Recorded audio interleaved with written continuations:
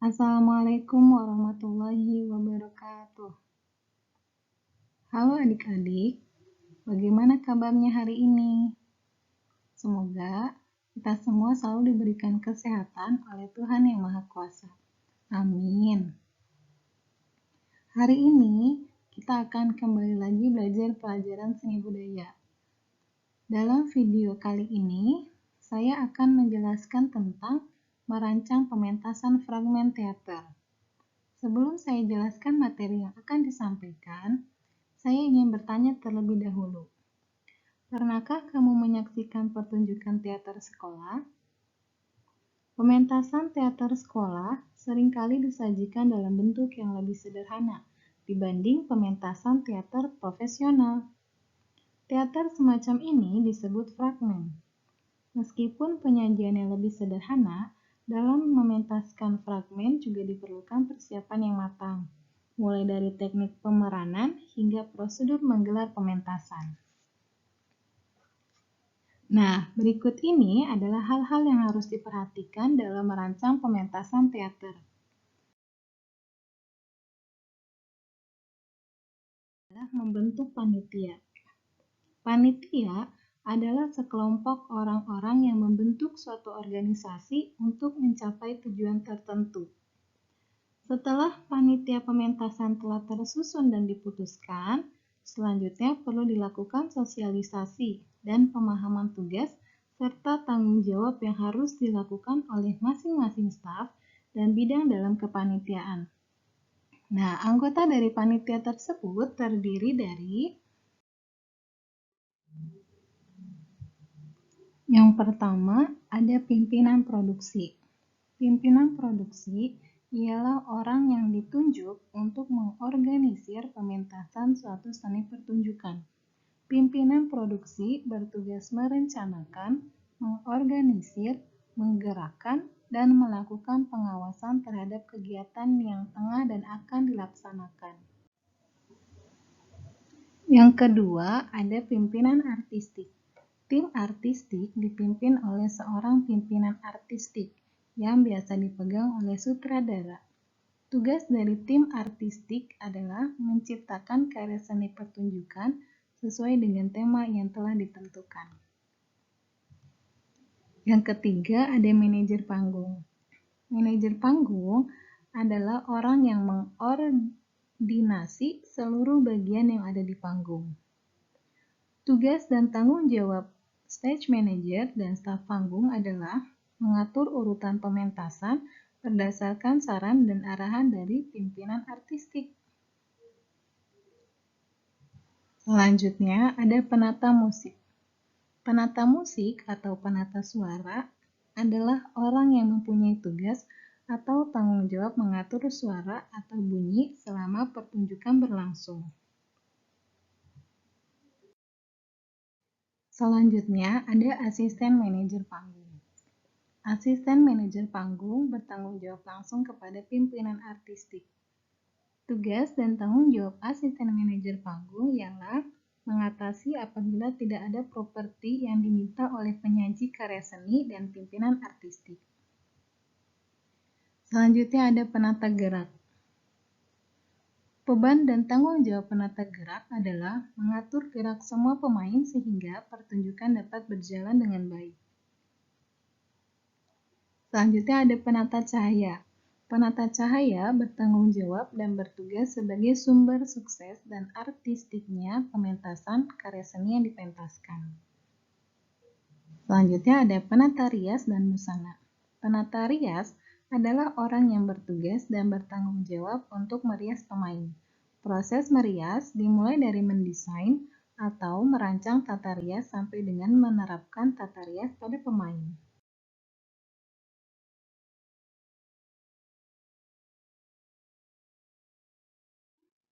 Setelah anggota panitia tersusun, selanjutnya adalah membentuk rancangan pentas. Tujuan dari perencanaan adalah untuk menghindari tingkat kesalahan atau hambatan yang akan terjadi. Nah, berikut ini adalah beberapa persiapan yang mesti dipersiapkan.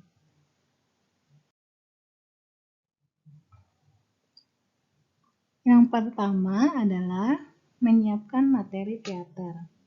Menyiapkan materi teater berarti segala hal persiapan yang dilakukan oleh penanggung jawab materi seni, yaitu sutradara, pemain, dan pendukung artistik pergelaran, dengan tujuan menciptakan karya teater yang bermutu. Dalam menyiapkan materi teater, ada dua hal yang harus diperhatikan. Yang pertama, membuat rancangan naskah. Naskah fragmen juga dapat disebut dengan skenario. Ide naskah fragmen dapat diperoleh dari kejadian sehari-hari atau dari cerita yang sudah ada, seperti dongeng, legenda, dan sebagainya. Selanjutnya, yang mesti diperhatikan adalah menentukan bentuk pementasan. Bentuk pementasan ialah bentuk atau jenis teater yang akan dipilih sebagai materi yang akan dipentaskan. Misalnya, jika ingin menyajikan fragmen teater tradisional, kamu dapat memilih bentuk teater lenong, ketoprak, wayang wong, wayang gambu, cepung, dan lain sebagainya.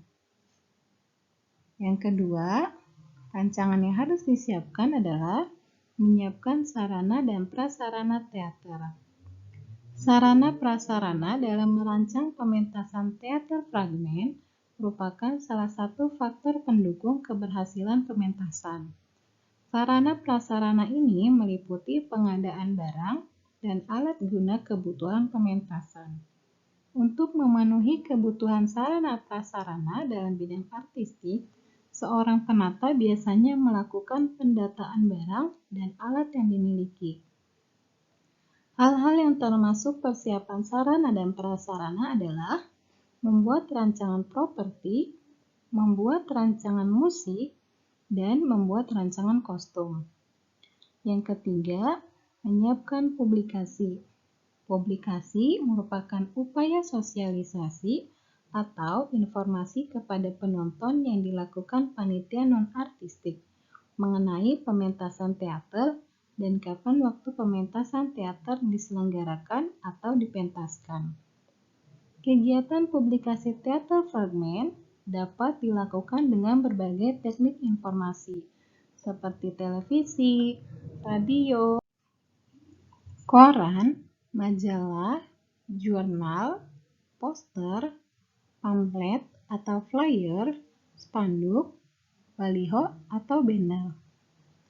Yang keempat adalah menyiapkan penonton. Menyiapkan penonton berarti pementasan seni harus siap melayani dan menerima kritik dari penonton. Pementasan tanpa kritikan adalah pementasan yang tidak membangun penonton untuk aktif di dalamnya. Kritik penonton sebagai respon penonton untuk mengambil bagian atau turut berpartisipasi dalam memahami dan memaknai pementasan yang disajikan.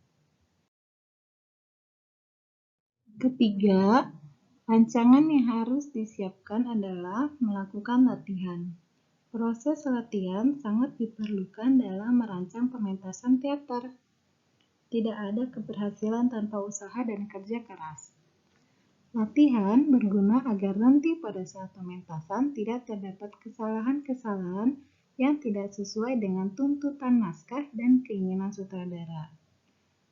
Berikut beberapa teknik yang harus dilatih dengan baik agar pementasan benar-benar sesuai dengan keinginan naskah. Perhatikan baik-baik ya.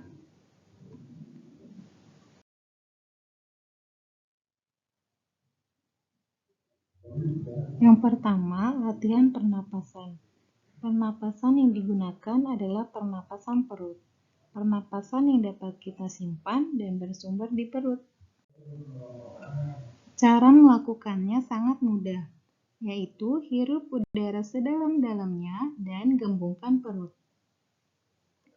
Pernapasan dada juga termasuk dalam teknik pernapasan, tetapi pernapasan dada seringkali membuat tenggorokan menjadi sakit, bahkan kadang membuat suara hilang dalam jangka waktu beberapa hari. Pernapasan dada kadang digunakan pada saat pertunjukan dengan dibantu sound system ataupun saat dialog tiap pemain tidak banyak. Selanjutnya suara vokal. Saat bermain teater, suara vokal harus keras. Cara yang bisa dilakukan untuk melatih vokal agar terdengar keras yaitu dengan pernapasan perut dan melakukannya berulang kali dengan berteriak menyebutkan A, I, U, E, O. Selanjutnya adalah ekspresi. Ekspresi yang menarik perhatian adalah ekspresi lucu dan natural. Cara menaturalkan ekspresi adalah dengan cara memberi sugesti pada diri sendiri. Selain itu juga bisa membuat ekspresi dengan mengikat gerakan bibir, pipi, sorotan mata, alis, dan mimik wajah. Hal itu akan mempertajam peran. Selanjutnya blocking. Blocking adalah tata atau penempatan pemain teater di atas panggung agar tidak terlihat monoton, tidak terkesan mempersempit panggung ataupun memperluas panggung.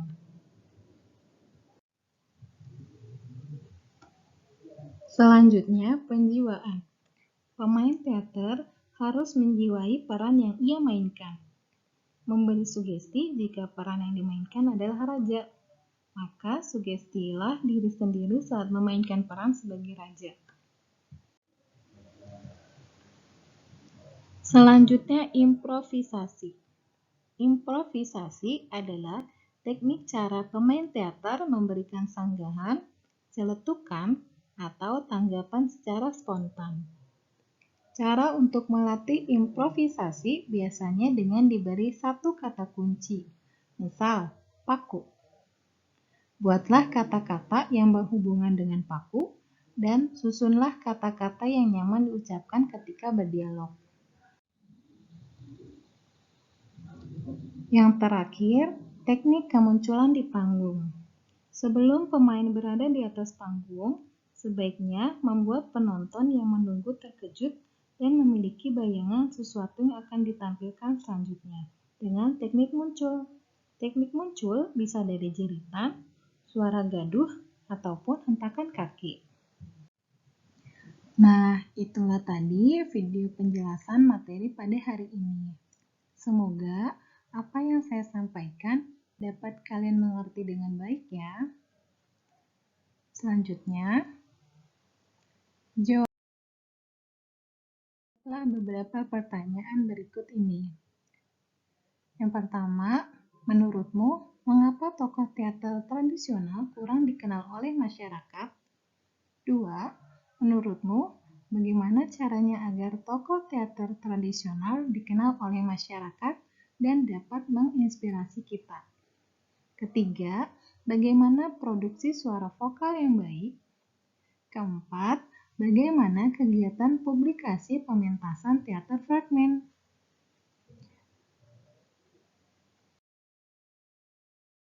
Jangan lupa isi juga tabel berikut ini ya.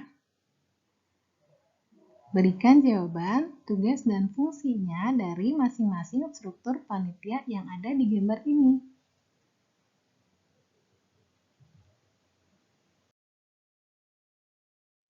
Terima kasih. Wassalamualaikum warahmatullahi wabarakatuh.